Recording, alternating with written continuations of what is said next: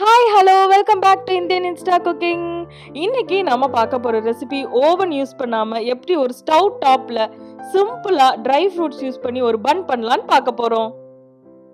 தேவையான பொருட்கள் 2 கப் மைதா இல்லைன்னா ஆல் பர்பஸ் ஃப்ளார், 3/4 கப் பால், 2 டேபிள் ஸ்பூன் சுகர், 1 டீஸ்பூன் உப்பு, 1 table spoon east, 2 table spoon butter இல்லைன்னா ஆயில். ஒரு பவுல் எடுத்து அதில் 3/4 கப் பால் ஊற்றிக்கலாம். பால் ஒரு மிதமான சூடாக இருக்கணும். இப்போ இதோட 2 டேபிள் ஸ்பூன் சுகர் ஆட் பண்ணிக்கலாம். இதுக்கு 1 டேபிள் ஸ்பூன் ஈஸ்ட் போட்டுக்கோங்க. அப்புறம் 1 டீஸ்பூன் உப்பு போட்டு இதை நல்லா மூடி வச்சிடலாம். ஒரு 10லேருந்து 15 நிமிஷம் ஆன பிறகு ஈஸ்ட் இந்த மாதிரி நல்லா ஆக்டிவேட் ஆகிடும். இப்போ இதோட 2 கப் மைதா மாவு இல்லைன்னா ஆல் பர்பஸ் மாவு சேர்த்துக்கலாம். இதோட நம்ம 2 டேபிள் ஸ்பூன் அளவு பட்டர் சேர்த்துக்க போகிறோம். பட்டர் இல்லைன்னா எண்ணெயும் நீங்கள் இதில் சேர்த்துக்கலாங்க. ஸோ இப்போ இதை நல்லா ஒரு சப்பாத்தி மாவு மாதிரி பிணைஞ்சிக்க போகிறோம். மாவு பிணையிறப்ப உங்களுக்கு தண்ணி பத்தாமல் இருந்துச்சுன்னா கொஞ்சம் கொஞ்சமாக தண்ணி விட்டு பிணைஞ்சிக்கோங்க. ரொம்ப தண்ணியாக பிசைஞ்சிடாதீங்க.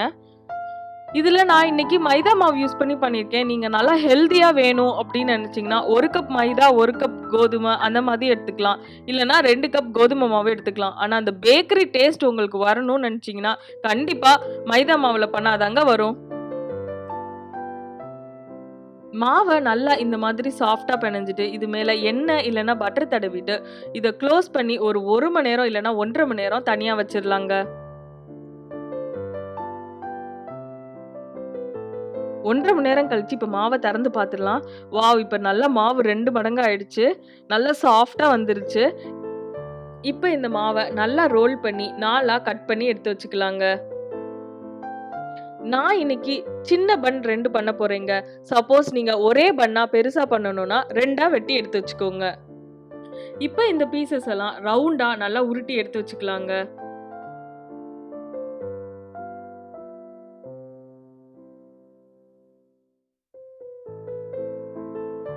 இப்போ இந்த மாதிரி எல்லா பீசஸையும் உருண்டையா உருட்டி வச்சுக்கலாங்க.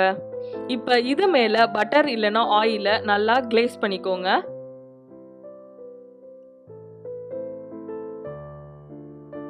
இப்போ இதை நல்லா மூடி ஒரு 15 மினிட்ஸ் தனியாக எடுத்து வச்சிடலாங்க. இந்த டயத்தில் நம்ம இதுக்கு தேவையான ஸ்டஃபிங்ஸ் பண்ண ஆரம்பிச்சிடலாம். ஸ்டஃபிங்ஸ் பண்ணுறதுக்கு தேவையான பொருட்கள் 1 cup dates, 1/4 cup cashew, 1/4 cup walnut, 3 tablespoon துருவிய தேங்காய், 2 டேபிள் ஸ்பூன் சுகர் இல்லைன்னா ப்ரௌன் சுகர். டேட்ஸ், முந்திரி, வால்நட் இது எல்லாத்தையும் நல்லா சின்ன சின்னதாக பொடியாக வெட்டி எடுத்து வச்சுக்கோங்க. இப்போ ஒரு பவுலில் டேட்ஸை சேர்த்துடலாம். அதோட வெட்டி வச்ச முந்திரி, வால்நட் இதெல்லாம் சேர்த்துக்கலாம். இதோட நம்ம 3 டேபிள் ஸ்பூன் அளவு துருவின தேங்காய் சேர்த்துக்கலாம்.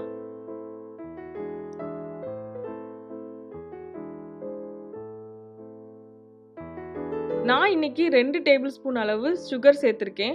உங்களுக்கு சுகர் வேண்டாம்னு நினச்சிங்கன்னா 2 டேபிள் ஸ்பூன் ப்ரௌன் சுகரும் ஆட் பண்ணிக்கலாம். இப்போ இது எல்லாத்தையும் ஒன்று போல பிரட்டி எடுத்து வச்சுக்கோங்க. நம்ம பன் பண்ண போற பேனை இப்போ ஆயில் இல்லைன்னா பட்டர் தடவி எடுத்து வச்சிருங்க. வாவ், பாருங்கங்க மாவு நல்லா சாஃப்டா வந்திருக்கு. இப்போ இந்த 4 பீசஸையும் நல்லா சப்பாத்தி மாவு தேய்ச்சி வைக்க போறோம். ரொம்ப தின்னா வேண்டாங்க, நல்லா திக்காவே தேய்ச்சி எடுத்து வச்சுக்கோங்க.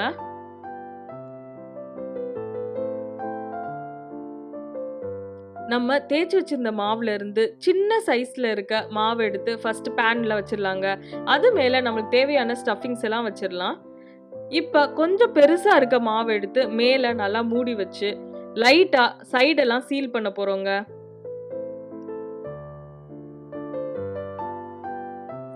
இந்த மாதிரி சைடுல பொறுமையா லைட்டா பிரஸ் பண்ணி விட்டுக்கோங்க.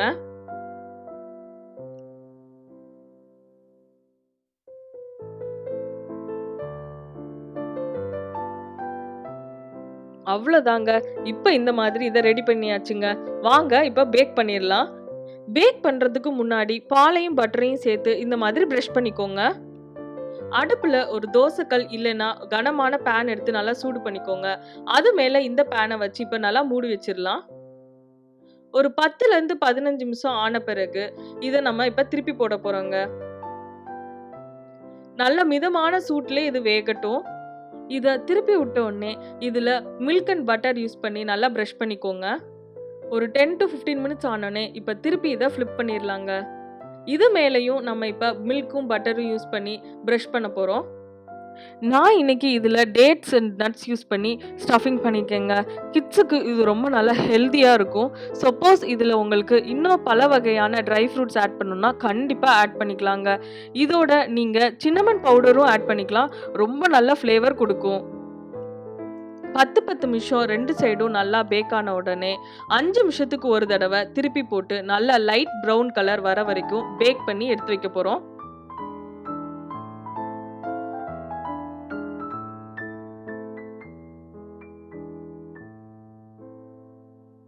வாவ்! நல்ல பேக்கரி ஸ்மெல் வருது. கலரும் நல்லா லைட் ப்ரௌன் கலர்ல வந்துருச்சுங்க. இப்போ இதை பிளேட்ல எடுத்து வச்சிடலாம். பிளேட்ல வச்சோடனே நல்லா ஒரு பட்டர் வாஷ் பண்ணிருங்க. ஒரு 10 மினிட்ஸ் இது நல்லா கூல் ஆகட்டும். இப்போ உள்ள எப்படி இருக்குன்னு நம்ம கட் பண்ணி பார்த்துடலாங்க. வாவ்! கட் பண்ணும் போதே நல்லா சாஃப்டா இருக்கு. சூப்பரா வெந்திருக்குங்க. ரொம்ப நல்லா சாஃப்டா இருக்கு. வாவ்! நல்ல வாசம் வருதுங்க. உங்களுக்கு கண்டிப்பா இது பிடிக்கும்னு நான் நினைக்கிறேன்.